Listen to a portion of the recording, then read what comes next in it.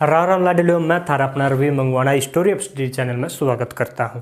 पिछली वीडियो में हमने वैदिक सभ्यता के बारे में पढ़ाया था। इस वीडियो में हम उसके नोट्स बनाएंगे जो कि बहुत अच्छे और मेहनत से बनाता हूं मैं। आप ज़रूर वीडियो को लाइक शेयर कमेंट करें। तो हम ज़्यादा समय ना लेते हुए अपने उसको शुरू करते हैं वीडियो को। हाँ, एक बात और, अगर जिसने पिछली वीडियो नहीं देखी है डिस्क्रिप्शन में लिंक है, वहाँ जाकर देख सकता है, नहीं तो मैं आई बटन पर भी दे दूँगा। आई बटन पर आप जाकर वैदिक सभ्यता देख सकते हैं। अब हम अपने नोट्स बनाते हैं।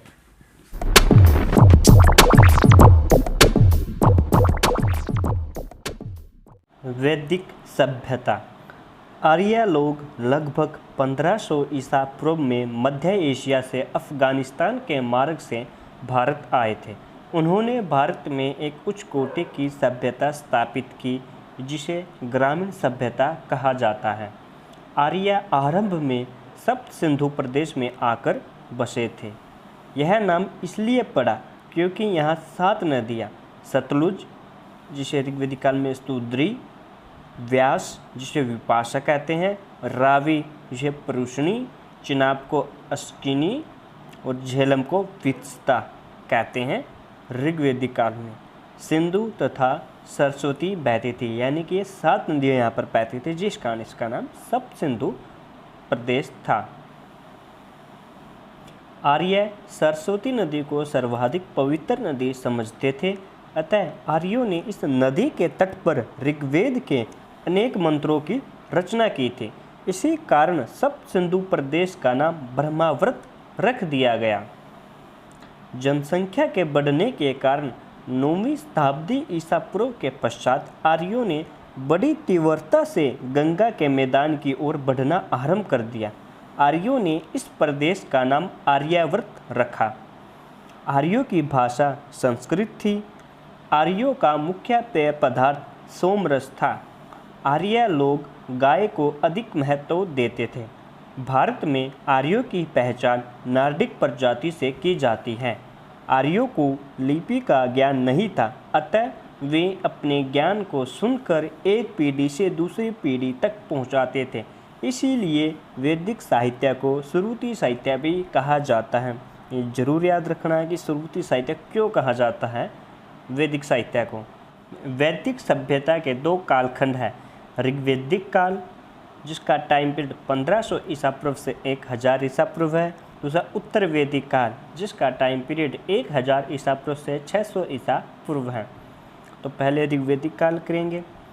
ऋग्वेदिक काल में समाज प्रतिष्ठात्मक था। वेद वित धातु से बना है जिसका अर्थ ज्ञान है। यह सूक्तों, स्तुतियों, प्रार्थनाओं, मंत्र तंत्रों तथा यज्ञ संबंधी नियमों के संग्रह है।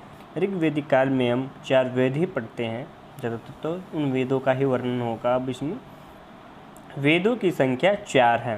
पहला ऋग्वेद, सर्वाधिक प्राचीन जो वेद है, यह सूक्तों का संग्रह है। दूसरा यजुर्वेद, यज्ञ संबंधी सूक्तों का संग्रह है। तीसरा सामवेद, गीतों का संग्रह है। इसके अधिकांश गीत ऋग्वेद से लिए गए हैं, ये आपको याद रखने हैं। चौथा है आपका अथर्ववेद, यानी तंत्र मंत्रों का संग्रह है इस वेद में।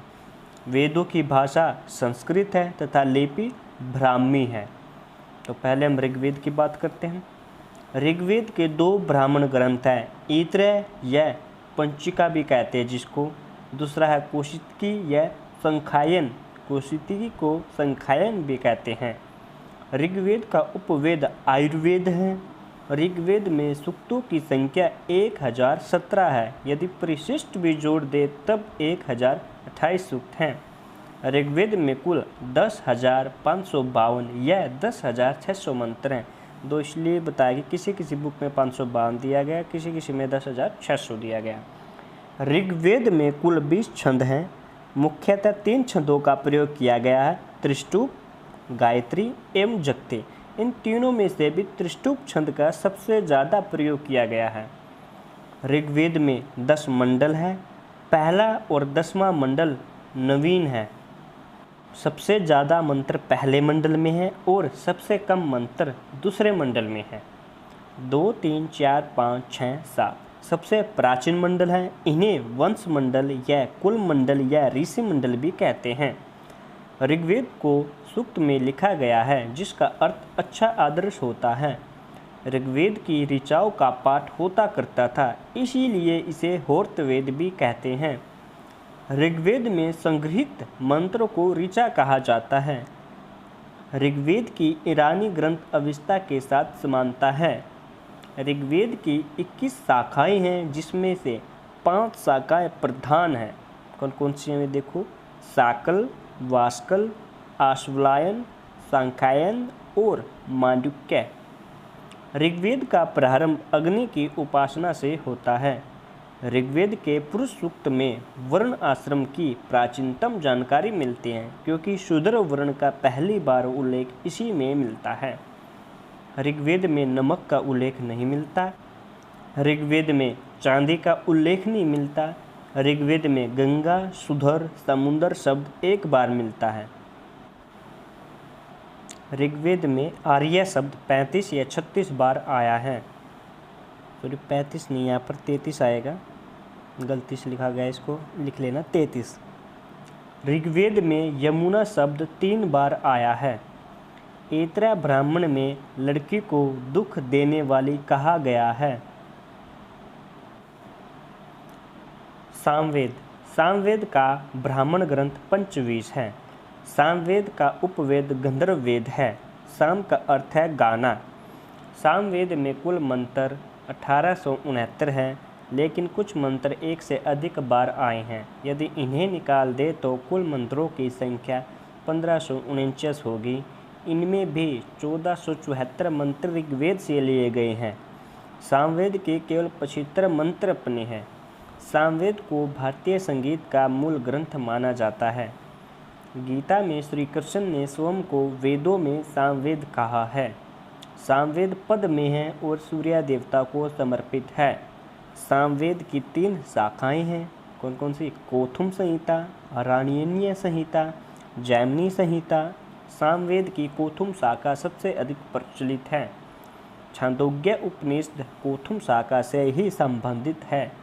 वेदों में सर्वाधिक ब्राह्मण सामवेद के ही है।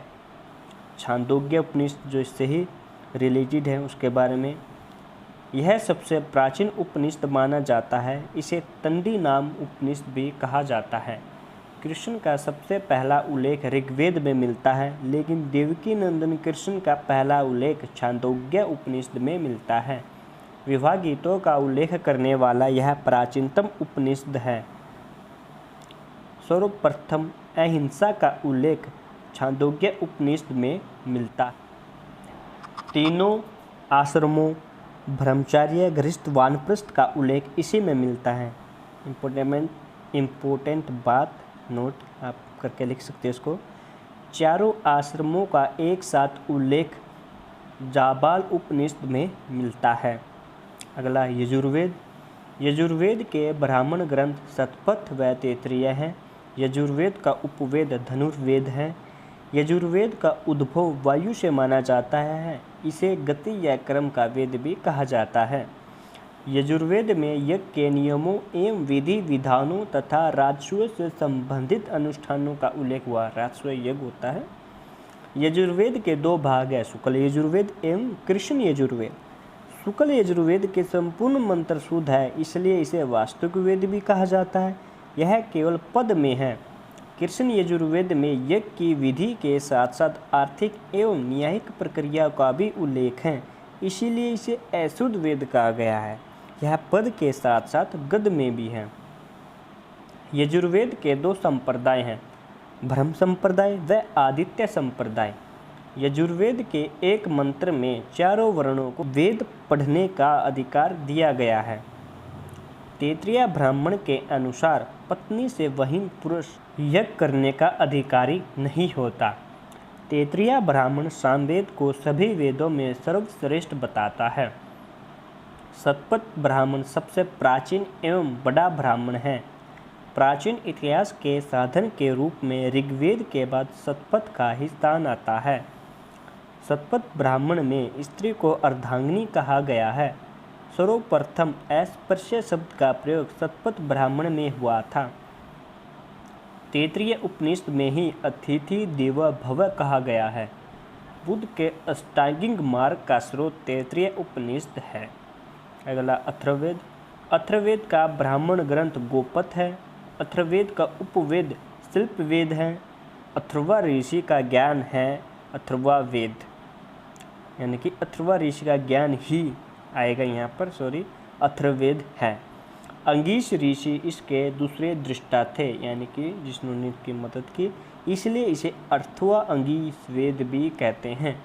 कौटिल्य ने अथर्ववेद को वेद त्रयी की श्रेणी में शामिल नहीं किया था। अथर्ववेद गद्य और पद्य में है, यही सर्वाधिक लोकप्रिय वेद है। अथर्ववेद मात्र एक ऐसा वेद है जिसका कोई भी आनक्य नहीं है।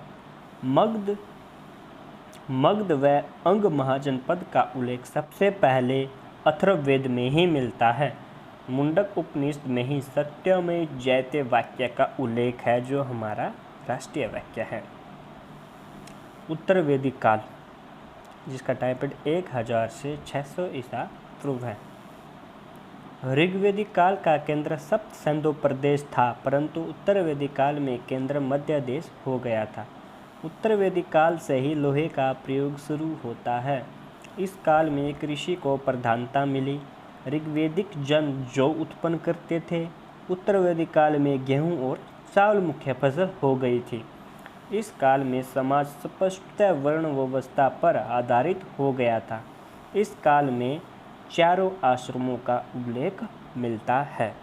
ये आपके नोट्स काफ़ी मेहनत से बनाए हैं। आशा है कि आपको अच्छे लगे होंगे। अगर अच्छी लगे हैं तो वीडियो भी और नोट्स भी, तो वीडियो को लाइक करें, शेयर करें और कमेंट करें, और साथ ही चैनल को सब्सक्राइब ज़रूर कर लें। साथ में बेल आइकन बटन को भी दबाएं ताकि मेरी न्यू वीडियो आपके पास जल्द से जल्द पहुंच सके। धन्यवाद।